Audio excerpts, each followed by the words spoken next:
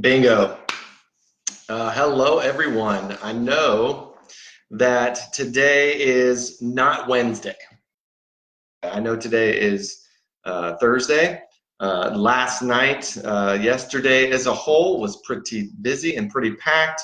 And I know that I had missed last week, so I'm not gonna miss two in a row. It's like I can't do that. I can't do this. There's things in my head. There's things going on. There's things in my mind. Um, Things that I know that we are going to try to be preparing for, both here at Maplewood and here at DeGraff. We are going to enter into a time of learning about stewardship, and not just learning about money, but also learning about what does this mean in our relation to God. In other words, how is it that we can find ourselves in a situation where life is overwhelming, we're not quite making it, things are tough, and why are we experiencing so much negativity in our life? And how can we get out of this? How can we learn to provide not just for ourselves, but begin to live in this relationship where we find ourselves in abundance, so we can then give to others and allow our generosity to create joy in our life. One of the things I read this week, and I have to agree with, is that we were made to be creatures of generosity. So what does that mean? Well, that means that we were always intended to help one another and to provide one another for one another. So we are, it's in our nature, it's in our being to give something to someone, even though they may not be able to provide anything in return. What that does is that creates in us, it creates this form of, it's almost an endorphin. It's a hormone release where you get this feeling of, wow, I just did something really good. I did something that was very positive for another human being. I think we are starting to see our society is starting to drone away from providing and for helping one another. It used to be you could go next door and knock on the door and ask for a cup of sugar because you were out and you had to finish the meal that you were cooking that night. Maybe the cookies weren't quite done and you needed something. You don't really find anyone doing that anymore. They may not even know the names of their neighbors, and they may not even get to that point. They may not even know who they are asking for a cup of sugar from. And when you knock on the door, the neighbor's probably not going to be very pleased to just say, oh, sure, yeah, let me give you a cup of sugar. We've got this piece of us now that is beginning to be further and further away from a society. I was reading a study, and I'm going to try to see if I can find this. It was about what social media has done to people. So there's this group at University of Pennsylvania. They took 143 undergraduates, okay, and they put them through this test. They put them through what they were going to do. So they randomly were selected, members of this group of people. It was for a week's time, just for a week. They assigned either a limit of Facebook, Instagram, Snapchat, all of that. They assigned either a limit to 10 minutes per platform per day, or to use social media as usual for 3 weeks. So for a 3-week period, right? Everybody, for the first week, everybody used social media like normal. For the next 3 weeks, they took it, and some of them were then limited. They limited some of them to only 10 minutes per platform per day. So they got 10 minutes of Facebook a day, they got 10 minutes of Instagram a day, and 10 minutes of Snapchat, whatever your favorite was, Twitter, whatever. The limited use group showed significant reductions in loneliness and depression over the 3 week compared to the control group. Both groups showed significant decreases in anxiety and fear of missing out over baseline, suggesting a benefit of increased self-monitoring. Wow.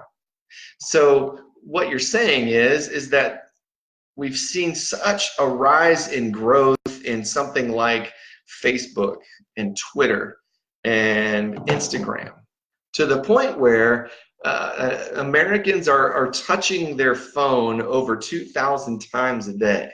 I don't have the specific source on that one for you, but that was one I also heard this week. 2,000 times a day, people are touching their devices. What they're doing is they're comparing themselves to other people. They're getting outraged over things that upset them, and which honestly feeds upon itself.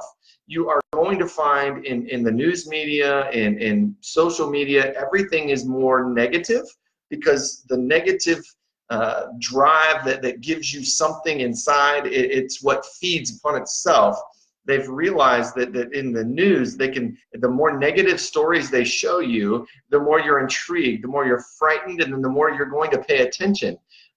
Since the happenings of September 11th, we are a country and we are a people that we have to know everything that's happening everywhere right now, because something big and catastrophic could take place, and we can't miss that. What we've done is we've created a culture of fear. And what we do with this fear is we pull it all inside. Okay, we internalize it, and then we buy stuff. Okay, and not everyone deals with this way, but a lot of people are saying, well, if I have a big enough house, or if I have a nice enough, or if I have a pool, or if I have and the list goes on and on and on. What we then find is we find ourselves being indebted to banks and credit cards because we have to have those things, because those things are making us feel better. Well, in this month's newsletter, because it's August 1st, and we have a newsletter that's going out, in this month's newsletter, I start with John 10:10. And the reason I started with John 10:10 is because I wanted to make sure that we knew what's happening.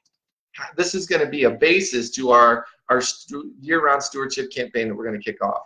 So John, and I'm going to put the whole verse that I'm going to go to for you today. So John 10 through 11, or 10 through 12. John 10 through 12. Let's make sure I enter that in. John 10 through 12.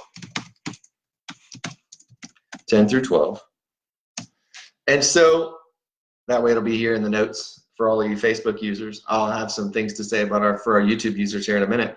But John 10:10 tells us that the thief's purpose is to steal, kill, and destroy. These are Jesus's words to his disciples. The thief's purpose is to steal, kill, and destroy. Now we know that he's talking about evil, Satan, whatever you want to call it. It's evil in the world. It is seeking to steal, kill, and destroy. You ever heard of the statement? It might be along the lines of, "It's too good to be true." That's where this comes from.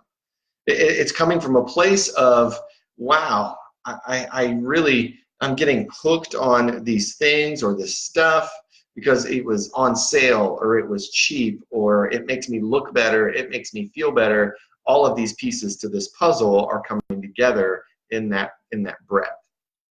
And so if we continue to see Jesus's words to his disciples, he says, "My purpose is to give them a rich and satisfying life."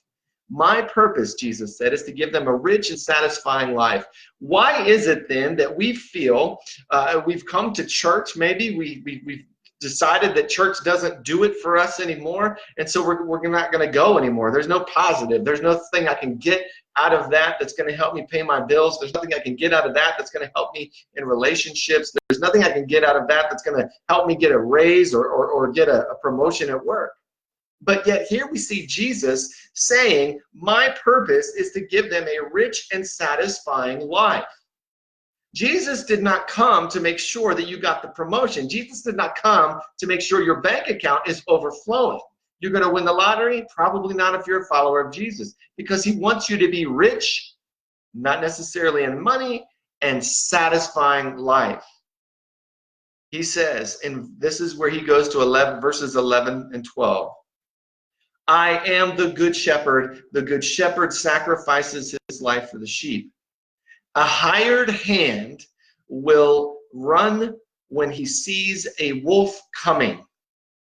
He will abandon the sheep because they don't belong to him and he isn't their shepherd. And the wolf attacks them and scatters the flock. I think that this is where we are.